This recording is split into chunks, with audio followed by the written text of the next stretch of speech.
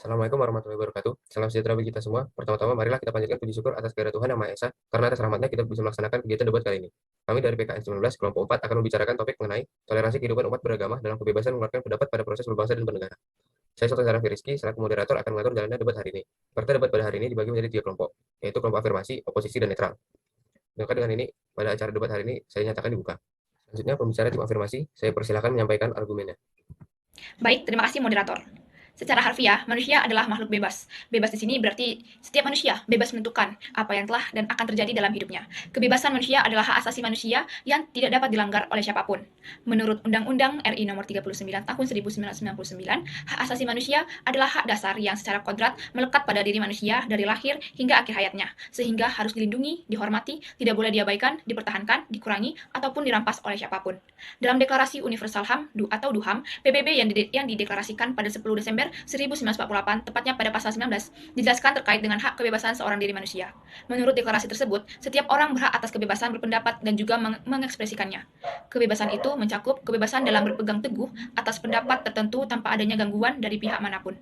Kebebasan mencari informasi, kebebasan menerima dan menyampaikan informasi atau gagasan melalui media apapun tanpa adanya batasan.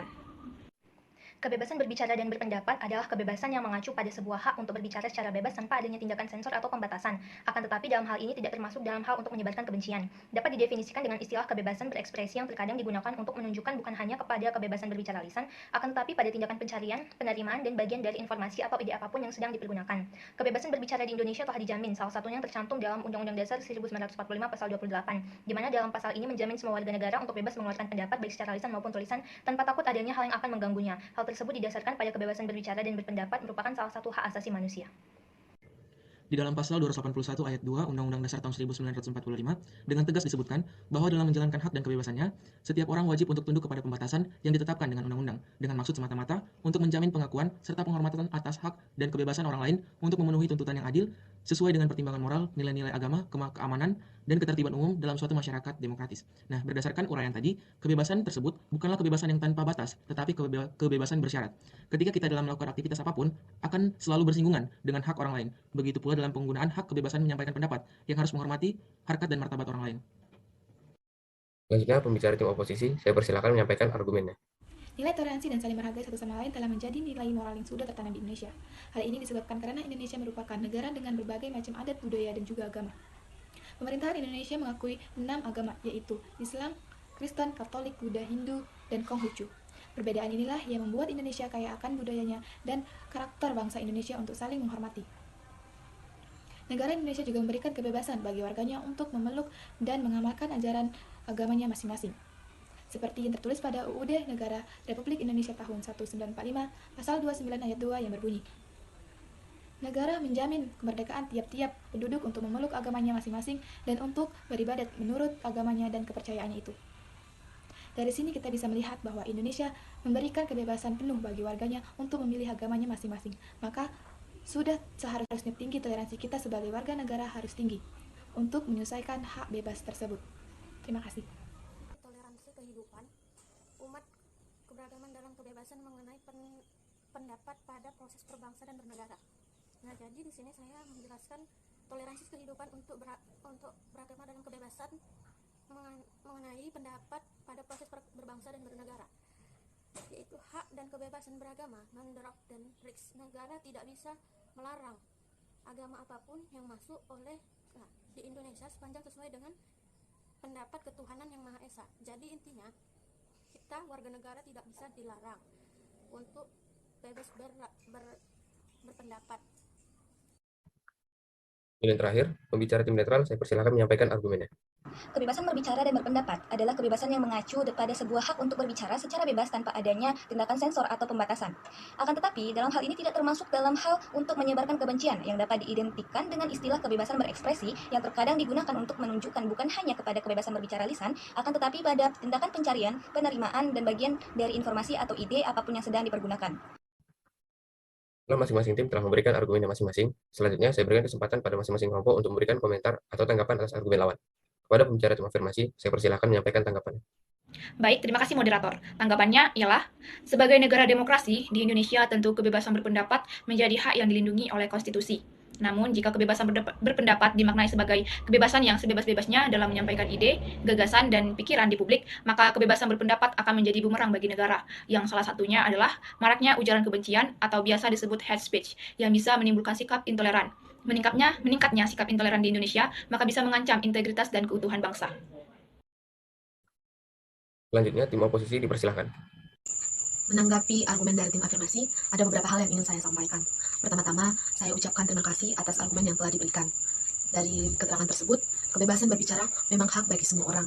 Maksudnya di sini adalah, jika diuraikan dari rangkuman tersebut, kebebasan berbicara dan berpendapat adalah kebebasan yang mengacu pada sebuah hak untuk berbicara secara bebas tanpa adanya tindakan sensor atau pembatasan. Namun dalam hal ini tidak termasuk hal untuk menyebarkan kebencian. Hal tersebut secara keseluruhan memang dapat dipahami. Hanya saja, rangkuman tersebut mestinya lebih diperinci lagi. Contohnya, bagaimana agar rakyat dapat menggunakan hak untuk mengungkapkan pendapat. Nah, cara mengatasinya dengan berpikir terlebih dahulu sebelum berpendapat. Perhatikan dan pikirkan baik tidaknya pendapat tersebut. Setelah berpikir matang, maka kita harus bertanggung jawab atas apa yang telah kita katakan. Sekian tanggapan dari saya, terima kasih. Dan yang terakhir, pembicara dari kelompok netral dipersilahkan. Baik, saya pembicara dari tim netral akan menyampaikan tanggapan dan komentar mengenai argumen yang telah diberikan tim lawan. Manusia adalah makhluk yang bebas.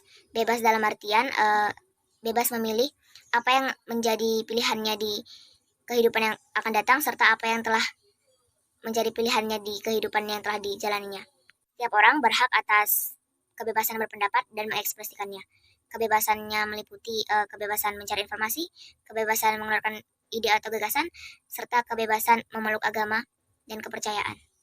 Sesuai dengan yang tertulis pada Undang-Undang Dasar Negara Republik Indonesia tahun 1945 dalam pasal 29 ayat 2 yang berisi, negara menjamin kemerdekaan tiap-tiap penduduk untuk memeluk agamanya masing-masing dan beribadat menurut agama dan kepercayaannya tersebut. Maka dari itu, sudah seharusnya kita sebagai warga negara Indonesia memiliki toleransi yang tinggi agar bisa menyesuaikan hak bebas tersebut. Terima kasih. Penyampaian tanggapan telah selesai. Terakhir, saya persilahkan masing-masing tim untuk menyampaikan ulasan penutup, dimulai dari tim afirmasi.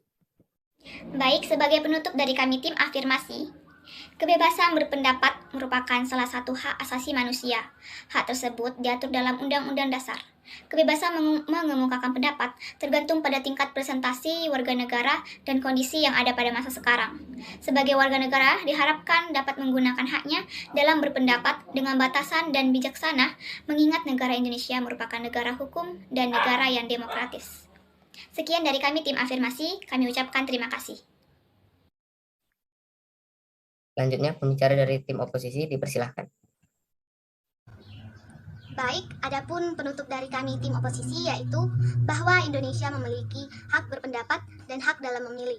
Misalnya dalam memilih suku, ras, dan agama sesuai dengan kemauan sendiri, tanpa adanya paksaan dari orang lain. Dan Indonesia juga memberikan hak kepada masyarakat dikarenakan Indonesia sudah merdeka.